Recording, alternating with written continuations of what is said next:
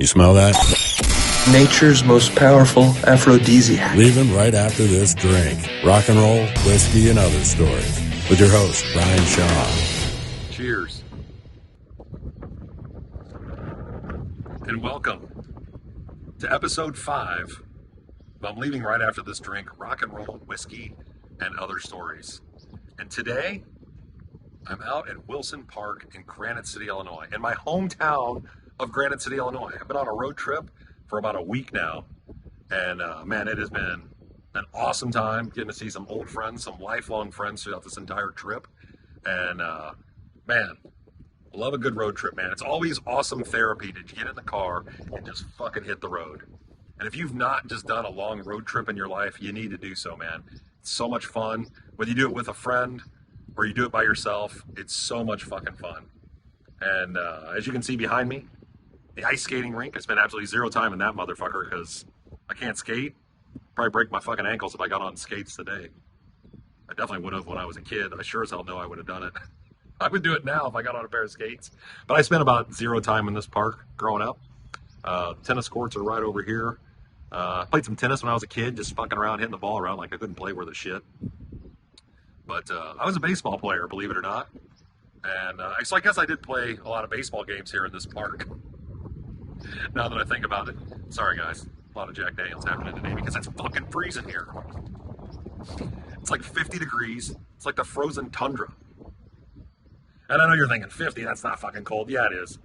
Yeah, it is. When you're acclimated to 75, 85, 90 in Florida, or 120 when I was living in Phoenix, yeah, it's fucking cold. So it's the reason the Jack Daniels is in the Emo's Pizza Cup, and I highly suggest that if you're ever in the St. Louis area, you have to stop at Emo's Pizza because it's the best goddamn pizza. I just had it for lunch today, as a matter of fact.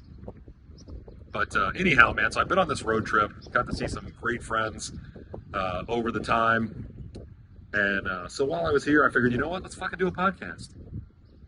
And let's talk about a story that happened to 3 teenage fucking dumb kids drinking beer. One of those friends, I'm actually staying at their place while I'm in town for these few days. The other friend I've been lifelong friends with. In fact, our parents were friends. I've probably known this guy since I was in preschool. And so my friend Brian, who I had mentioned in episode 2, going to the Bullet Boys concert, he is a major player in this story because he's the one who gets arrested. My friend Matt's a player in the story because he was driving, but he didn't get arrested. Neither did I. That really doesn't spoil the story at all, but 3 teenage kids, all we wanted to do was just go out, have some beers. Like it was like a fucking Tuesday or Wednesday night, nothing to do, just being stupid kids. So our friend Brian worked at the liquor store, so we could get booze for free, or we could pay him, he would buy it for us, and we would get it in the trash can later on that night or whatever. He put it in the trash can, put the trash bag over it, whatever. There was plenty of ways that he could get that beer out of that store. So that night he said, hey man, I'm not going out with you guys, but I'll certainly get you guys the alcohol if you want. So he did, and we have to meet him at like 10 o'clock at night when he gets off work. So my friend Matt's driving his car. We pull up in our friend Brian's driveway. He's crossing the street. He walks over, and for some reason, Brian decides to put the booze in his trunk because he has his school books in this bag also. This is not just alcohol in the bag. His school books are in the bag, believe it or not. Big old brown grocery bag, right?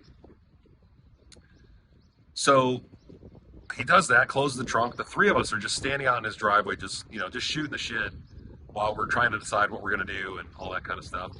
And as that happens, though, an unmarked police car had, driven in front of my friend Brian as he was crossing the street. And by this time, that unmarked police car has made a U-turn and has blocked us in the driveway. And now we're like, what the fuck is going on? Why is this unmarked police car here at the driveway? Well, the unmarked police car was driven by the chief of fucking police. Granite City chief of police is driving this. Now I'm catching a cold. It's so goddamn cold here. Listen to that wind, man. I'm telling you. So, anyhow, so he gets out of the car and he's like, what was in that brown bag that you had? Like, that's the first question. Not, hey, how's it going? Not anything. What was in that brown bag that you had as you were crossing the street? My friend Brian looks at me. He's like, books. Chief's like, books. Really? Books. He's like, yeah. He's like, you're expecting me to believe that you left a liquor store and there's books in a brown grocery bag? He's like, yes, sir. That's what I'm telling you. Now, remember, this is 92, 93. This is probably 93. So there isn't this we know our rights kind of thing, or no, we're not going to do this. Like, we're scared teenagers at this point because the cops fucking pulled up. Once the cops anywhere around them, right? So we don't know what the fuck is going on. But we know we're probably in trouble for something. So the cop keeps hammering him. What's in the brown bag? What's in the brown bag? And, my friend Brian keeps telling him, man, books. Told you, books. Cop's not buying it. And he shouldn't have. But he kept hammering him. And by this point, backup has pulled up. Yes, that's right. Backup. This police officer gets out of the car, and it happens to be a guy that I know from grade school and high school.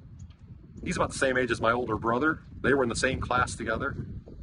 And I thought, oh my God. I know the cop. My mom knows the chief of police. My mom knows the chief of police because in town, my mom was an alderman or alderwoman. She was on the planning commission. I think she was part of city council. Like, my mom was in the politics here in Granite City. And I'm like, Jesus H, man, I don't need the chief of fucking police to know. Like, this can't happen. I'll get in some serious trouble as a fucking 19-year-old kid with my parents, man. And lay the smack down, you know what I'm saying? Even though my parents are cool as shit. But at 19, you're not supposed to be drinking. So, anyhow, he hammers and hammers and hammers us about what's in the fucking bag. To which, finally, just to stop the fucking questioning, right? We've heard this story before. This is just way less serious. He opens the trunk. The chief looks in that trunk and it's like, well, it looks like you just operate a party out of here all the time. Because there's empty 12 packs and cases and empty beer bottles and booze bottles all in the back of this guy's fucking trunk. And we're like, oh man, this is fucked. So he's like, now before I open the brown bag, I'm going to give you another chance to say what's in the bag. And he goes, books. Oh yeah, and a 40-ounce of beer, some Mad Dog 2020, and like a 12-pack of Bud Light. I don't know who the fuck drank the Mad Dog, because I sure fuck didn't touch that shit. But the chief looks at the other officer and says, but the other officer's name's Joe, by the way. He looks at him and says, do you know what a 40-ouncer is? And his reply was, no, sir. Never even heard of it. Now, I don't know who the fuck is playing more dumb here, because in 1993, in Granite City, Illinois, there is no one who didn't know what the fuck a 40-ouncer of beer was. So, he opens up the bag, there it is, things we said. At which point, he says, what's your guys' names? My friend Brian says, my name's Brian. He's like, how old are you? He's like, 20. He says, what's your name? My friend Matt says, Matt? He's like, how old are you? He's like, 20. Now I'm like, oh shit, because I don't need him to know my last name. But I was like, my other friends didn't say their last name, so I'm not going to either. And I said, he's like, what's your name? I said, my name's Brian. He's like, how old are you? I said, 19. He's like, you boys know you're not supposed to be drinking, right? And we're like, yes, sir. He's like, well, I'm going to place you under arrest. Talking, pointing at our friend Brian, and like, what the fuck? Seriously? And my friend Brian's like, well, can I at least go tell my mom I'm getting arrested? They're like, sure. So he walks away. The other policeman follows him. Like, Brian's going to take off running or something. I mean, I know Brian was part of the cross-country team in high school, but he sure as fuck was not going to run away from the cop. So he goes in, he gets his mom, and as much as I hate to say this, but it's part of the story, and it's kind of funny. But his mom certainly had been drinking a few that night, to say the least. She was feeling no pain. she watches him get into the police car as they put him in the police car. And she's like knocking on the window, he's going down to jail and all this stuff. And me and my friend Matt at this point feel absolutely fucking terrible because Brian wasn't even going out with us that night. He was just going home. He was being good. He was being a responsible teenager. Well, me and Matt were going to go out and be hoodlums, I guess. I don't know. So that's what fucking happened. And now we're like, oh shit. But as he's walking to the police car, he's like, hey, Brian, go upstairs in my top drawer. There's some cash there. Get that. Bring my mom, and you guys can bail me out. Now, at the time, it probably cost $150 to get fucking bailed out or whatever the fuck happened. So they drive away. We get Brian's mom. We drive down to the Granite City Police Department. It's like 11 o'clock, 11:30 at this point. Now, they've also had to call the owner of the liquor store to see if he wanted to press charges or not. And I guess he's at the Granite City Police Department. So he's not happy because he's got to drive in from somewhere. I think he lived in Collinsville, Edwardsville, one of the neighboring cities. Who really knows? And so we go pick him up, get out. We drive back home to his house.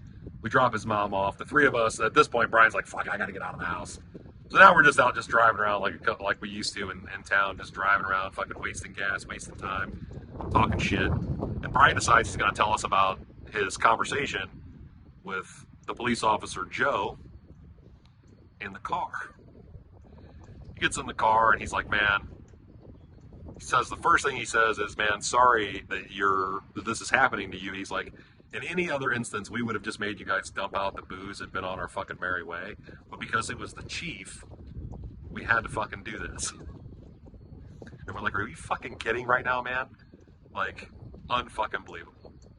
Then he says,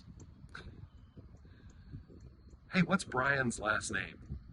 He's like, oh, it's, Shaw. And he says, man, I recognized him. I went to school with him and his brothers and know his family and all kinds of shit.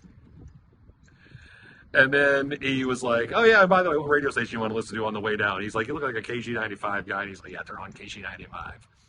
So anyhow, the drive down at least wasn't that bad for him. But it's one of those stories, man. It's one of many, many dumb stories, just being a dumb teenager growing up in Granite City, Illinois. And to this day, we still talk about that fucking story. And that's one of those stories that comes out like many, many, many, many years later. I think I told my mom and dad this story probably when I was like 35. At least at that point, they couldn't do anything. So yeah, man, just again, coming back to Granite City, all those fucking memories come back. And I got to tell you, man, as much as I dislike coming back to Granite City, Illinois, lifelong friends here, I don't think that I would have wanted to grow up anyplace else because this was a fun fucking little city to grow up in. And like I said, man, great fucking friends. And cheers to those friends. And I appreciate you guys. Thank you guys for all of you tuning in. Like the podcast, subscribe to it, share it, do whatever the fuck you want to do because I need some fucking views. And again, I appreciate everybody's feedback. And again, like, subscribe, do all that fun shit. And we'll see you next time. Cheers. Thanks for listening. Please like and subscribe. You dig? God bless the internet.